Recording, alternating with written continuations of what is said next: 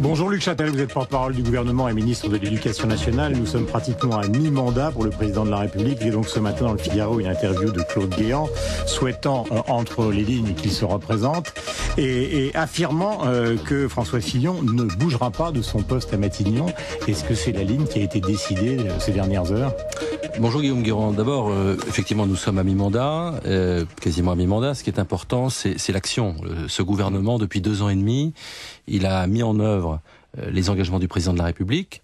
Et puis, depuis 1 an, il lutte face à la crise économique. Et ça, c'est le cœur de notre engagement quotidien. C'est ce qui nous intéresse. Alors, Mais les mots sont prononcés, là. C'est quand même l'un des principaux collaborateurs du président de la République, avec vous, avec le Premier ministre. Il dit « Je souhaite qu'il se représente » et François Fillon ne bouge pas. Donc cette fois-ci, c'est sur la place publique. Non mais nous souhaitons tous que le président de la République, compte tenu de son énergie, son engagement, aille le plus loin possible dans son action. C'est légitime. D'autre part... Donc il se représente. C'est de ma conviction personnelle, mais c'est à lui de le décider. C'est pas à un membre du gouvernement, porte-parole du gouvernement, de décider si le président de la République doit se représenter ou non.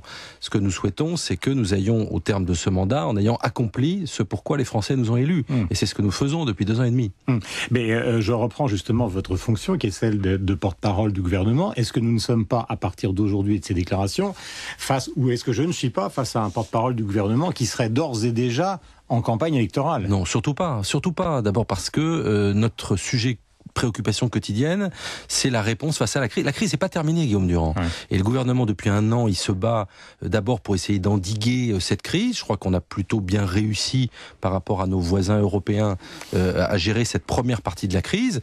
Mais pour nos concitoyens qui commencent à avoir des difficultés dans leurs entreprises, des difficultés d'emploi, la crise, elle est toujours là. Donc il ne s'agit pas d'être en pré-campagne électorale. Non, ce qui nous mobilise... Mais alors pourquoi ces mots ? Pourquoi ces mots ont été nécessaires? Pourquoi a-t-il fallu les prononcer ce matin? Est-ce que c'est à cause des multiples articles dans la presse sur les ambitions, par exemple pour Matignon, d'Hortefeux, de Bertrand, pourquoi pas de Copé, même s'il rêve des présidentielles? Voir ce matin dans le Parisien d'Éric Besson, qui semble-t-il ne rêve que d'une seule chose, c'est de prendre la place de Fillon. Mais Guillaume Durand, soyez honnête et vous l'êtes.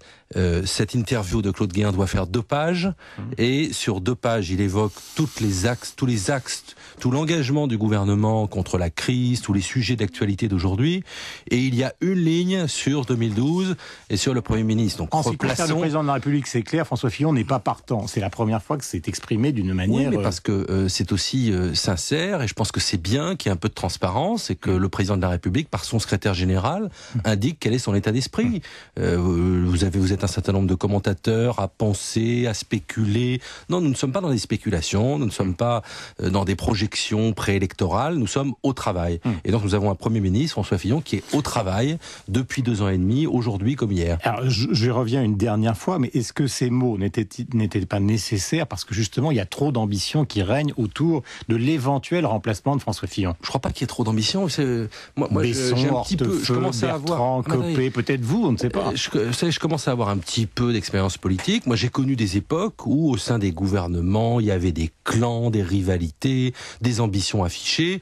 On n'a pas du tout cela aujourd'hui. On a une équipe qui est soudée derrière son Premier ministre, derrière son président de la République, et qui pense qu'il y a une seule chose, c'est à sortir de la crise, à mettre en œuvre les réformes. C'est ce que moi, je m'efforce de faire dans le domaine de l'éducation nationale. Le reste, ça intéresse beaucoup les commentateurs, je le comprends très bien. Il y a des ambitions. Tous les gens qui font de la politique ont des ambitions. Non, mais les ambitions, elles peuvent être légitimes. Ce qu'il ne faut pas, c'est qu'elles masquent la réalité de l'action, et nous sommes là pour répondre aux problèmes des Français. Et ce gouvernement, il est d'abord mobilisé pour cela.